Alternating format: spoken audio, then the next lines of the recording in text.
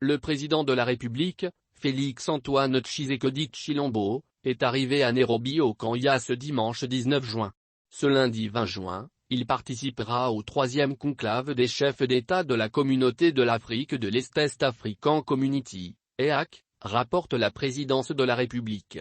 Cette rencontre des chefs d'État de l'EAC est consacrée à la situation sécuritaire à l'est de la RDC et les suites du processus de paix de Nairobi visant la reddition des groupes armés actifs en RDC. Arrivé ce dimanche soir à Nairobi pour le troisième conclave de Nairobi, le président de la République Félix-Antoine Tshisekedi entend dénoncer clairement à ses pairs le jeu ambigu de certains pays voisins dont la connivence avec les groupes terroristes du M23 n'est plus à démontrer et exiger le retrait immédiat des troupes rwandaises du territoire congolais, note une dépêche de la cellule de communication de la présidence.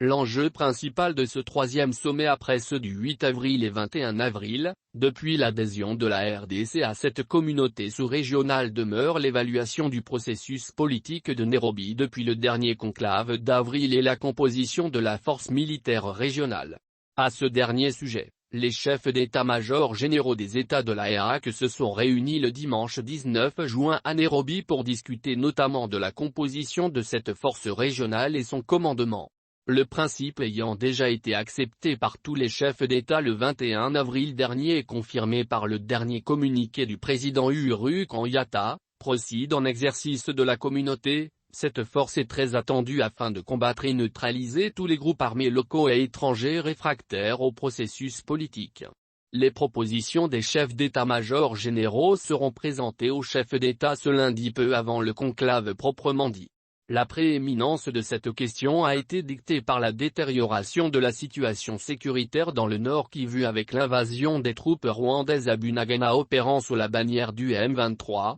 note la dépêche de la cellule de communication de la présidence. Serge Tshibangu, le mandataire spécial du chef de l'État qui a conduit les consultations avec 56 groupes armés locaux et 40 leaders communautaires va aussi présenter au chef d'État l'évolution du volet politique dont les résultats positifs sont reconnus au pays et à l'étranger. Les 7 chefs d'État attendus à Nairobi à savoir, Uhuru Kenyatta,